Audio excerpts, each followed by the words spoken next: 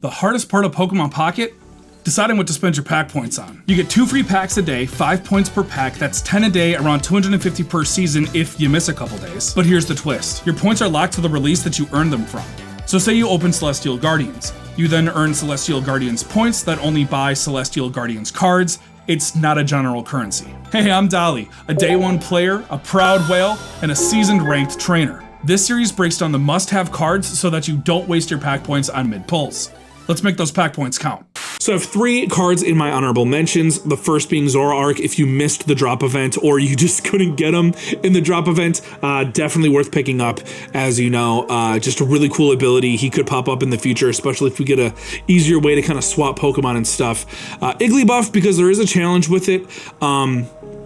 I don't think it's the best baby in the set by any means, but it is really fun. And Phanpy, just only if you have Donphan EX or 2 copies of Donphan EX, I would recommend it. But if you don't, then it's kind of pointless because the new Donphan isn't that great. So, without a doubt, this is the #1 card to chase in this set. We see this pretty often, like whatever Pokemon is the face of the pack is typically one of the best cards, if not a meta-changing card, and this was no exception. We were all wrong about how good Legendary Pulse was going to be. If you have this out for 2 or 3 turns, you'd be very surprised with how many cards you're gonna have in your hand. And we were wrong about Crystal Waltz. Yes, it's not as consistent as just a straightforward attack, but being able to use things like fishing nets and Poke-Flutes can really just make this thing really, really strong. And yeah, it is the meta card of this set for sure. So this is definitely the #1. Granted, there are 3 versions of this card. There's the 4-star right here, the 4 diamond. Then there's the 2-star full art, and then there's the immersive. So technically the percentages of you realistically pulling a Suicune EX at the end of the day is a little bit higher, but I would wait until the end of the season, save up to get at least 1 of these, if not 2 of these. And yeah, absolutely best card in the set. So in second place, a surprise to probably nobody, this was the crown rare of the pack, and for good reason, Mantike, the baby Pokemon, which really helps water so much. I would argue that this could be the #1 chase. You know, you could swap Mantike and Suicune because this would benefit way more decks. But if you're chasing the meta, I would say Suicune, because there's some decks that don't use Mantike with Suicune. But this would just benefit so many other water types. There's so many water Pokemon to run, and this will just help out any water deck. And yeah, there's really not much else to say about it. It's beautiful card, much needed. So coming in at #3, which is probably a surprise to a lot of people, I'm putting Raikou EX up here because, listen, I firmly believe in him. I think we just haven't found the right combination for him yet, and he's going to counter a lot of the Suicune stuff that's out there right now. Lightning is in such a good spot too, and it kind of has been for a while. Just even being able to splash in 1 of these into a Lightning deck is going to drastically change it, and I think it's great. I love being able to damage the bench. Cyrus is like one of my favorite cards in the game, and it's so good to be able to have that little bit of control in Lightning, which I don't think we've really had. So yeah, it just seems like a really cool combination, very splashable. I really like Raikou EX. And #4, I'm putting Azurill here. Listen, some of these babies are really good, and I don't think we've quite figured out how good Azurill can be. Yes, you're likely sacking a point just to heal 50, but that 50 could be essential to winning the entire game. It kind of depends on how you build your deck, but I think that this is an amazing card. Even being able to splash in, again, just 1 of these would be a huge move. I don't think you need to run 2 of them, but this is essentially almost a Lily, but to Darkrai or anything. It's colorless. You can, and again, it doesn't even have any, these babies don't have any, energy that you need to use their moves. So it's so splashable into anything. And yeah, I think it's great. I think it's very useful, very good tech card. Moving on. So at #5, I'm putting Memory Light here because this is one of the most intriguing cards that we've ever seen in Pokemon Pocket. And it's one of those that just opens up the whole library from beforehand and pulls, old cards maybe into the meta or just into relevancy, really, being able to use previous evolutions attacks. I think the best use case scenario for this was a brand new Phanpy, which I put in my honorable mentions for this.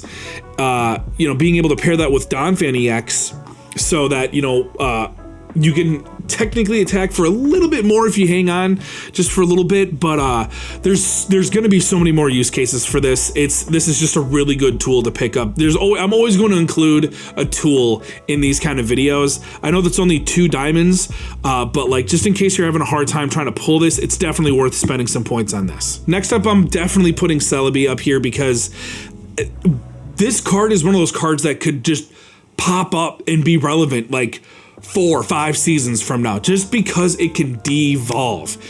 That's just such a wild ability, and it's definitely worth just keeping in your library because you never know when this is going to be just incredibly relevant. Grass has always been in kind of its own unique lane, so as long as you have all those other cards, that kind of build around a good grass deck like Erica, Leaf Cape, that kind of stuff, this card's always going to be relevant to at least put 1 copy in your deck, if not 2, if like, stage 2s are going crazy or a stage 1's going crazy in the meta. This is just a really good one to have in your arsenal. Absolutely. Now, out of the 3 supporters that we got in this pack, I believe Morty is by far the best. And that's just because we haven't really had any control when it comes to Psychic. And Psychic's always been in a pretty good place throughout the entire duration of this game. So this is a really interesting card for us to get. It's like the opposite of Hiker. But it gives us control in like being able to know like when we're gonna play Silver next or something like that. It's just, this is a really spicy card, and I think it's definitely worth having in your arsenal if you just haven't been able to pull this. I like to include a couple 2 diamond cards in here just in case, if you're having some trouble pulling some other stuff. So definitely would recommend this one. So Altaria is one of those cards that's been talked about a lot, but hasn't quite been figured out or, been put to its full potential yet. When you think of a stage 1 that can deal 100 damage, you think of Silvally, and that was a huge card in the meta for a very long time. And I just don't understand why this wouldn't beat it because it has an extra 10 HP than it. And I think, obviously stacking your deck full of supporter cards that you're going to be playing anyways is a good strat when it comes to Silvally. If you're running any kind of dual energy deck, I think it's going to be really easy to be able to get 2 different energies on Altaria and to be able to just start swinging with them, I really dig this card. I think it makes any kind of dual energy deck much easier to build because you just have something a little bit more reliable, or maybe you don't need that energy, that type of energy that turn, so you just place it on Swablu or Altaria.